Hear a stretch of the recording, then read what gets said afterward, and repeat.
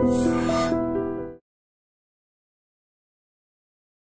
Guys, welcome back to iter media. ఈరోజు మనతో ఉన్నారు ఇమిగ్రేషన్ కన్సల్టెంట్ అయిన అనగా సొల్యూషన్స్ నుంచి ప్రశాంత్ శర్మ గారు. సో ముఖ్యంగా అమెరికన్ వీసాకి సంబంధించి లేటెస్ట్ అప్డేట్స్ అనేవి ఈరోజు ఎపిసోడ్ తెలుసుకుందాం. Hi sir. Hello sir. అనగా సొల్యూషన్స్ నుంచి చాలామందికి మీరు ప్రాపర్ ఇమిగ్రేషన్కి సంబంధించిన ఇన్ఫర్మేషన్ ఇవ్వడంతో పాటు ఎంతోమందికి అక్కడ వర్క్ సంబంధించి అండ్ అక్కడ ఉన్న సిచ్యువేషన్కి సంబంధించి మీ సొల్యూషన్స్ చాలా హెల్ప్ అనేది చేయడం జరుగుతూ ఉంది. అయితే రైట్ నో అమెరికాలో ఉన్న సిచ్యువేషన్ ఏంటి అంటే H1B వీసా సంబంధించిన ప్రోగ్రామ్ మీద రివ్యూ జరుగుతుంది. దాంతోపాటుగా లేటెస్ట్ అప్డేట్ 85,000కి మెంబర్స్ లిస్ట్ని పెంచడం జరుగుతుంది. Lottery cap extension. సో ఈ లాటరీ సిస్టమ్ ఇంకా ఏ విధంగా మారబోతుంది, దీనికి సంబంధించిన లేటెస్ట్ అప్డేట్స్ చెప్తారు. లేటెస్ట్ అప్డేట్స్ అంటే మన ఇండియా నుంచి there is some certain quota. Okay. India నుంచి students who have studied there in USA and ఇక్కడ మన ఇండియాకి ఒక కోటా అనేది కేటాయించడం జరుగుతుంది.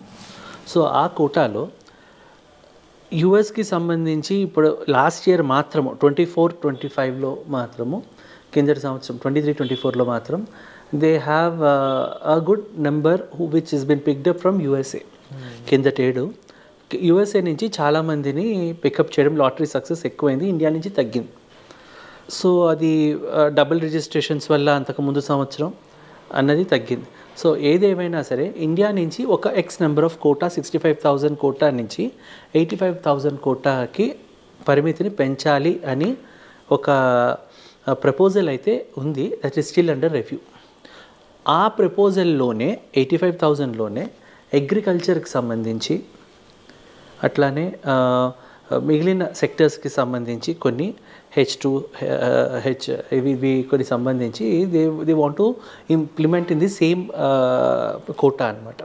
సో అలాంటి కోటాలో కానీ వీళ్ళు పడితే, సో మేజర్ కంపెనీస్కి ఏవైతే స్పాన్సర్షిప్స్ ఇవ్వాలనుకుంటున్నారో వాళ్ళకి అది మేజర్ ఐటీకి హిట్ అది డెఫినెట్గా.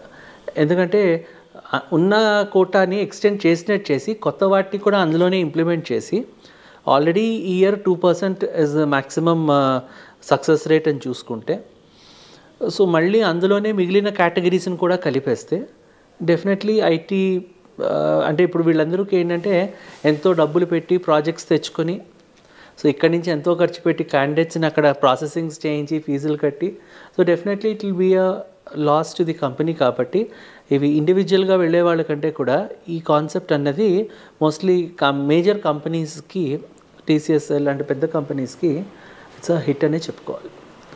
సో ఏదేమైనా ఇండియా నుంచి వెళ్ళే వాళ్ళు ఆగరు, ఆ కోటాకి అప్లై చేసేవాళ్ళు ఆగరు. ఎందుకంటే it is a dream land for anyone any time. అలాగే లీగల్గా వచ్చేవాళ్ళని కూడా ట్రంప్ ఈ always encourages. So illegal migrants మీద ఆయన ఇదయ్యారు తప్పించి లీగల్గా వచ్చేవాళ్ళని ట్యాక్స్లు కడతాము మేము అక్కడికి బతుకుతాం అనే వాళ్ళని ఎవరోజు ఆయన వద్దనలేదు. సో డెఫినెట్గా it's a two side of a coin.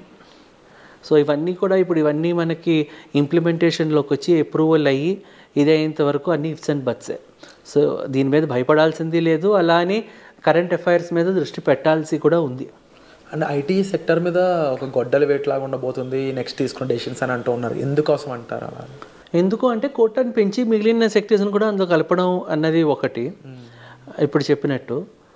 అట్లానే ఐటీ ప్రాజెక్ట్స్ ఎక్కడా లేవు. ఇట్స్ రెసిషన్ మార్కెట్, ఎక్కడ ప్రాజెక్ట్స్ రావట్లేదు.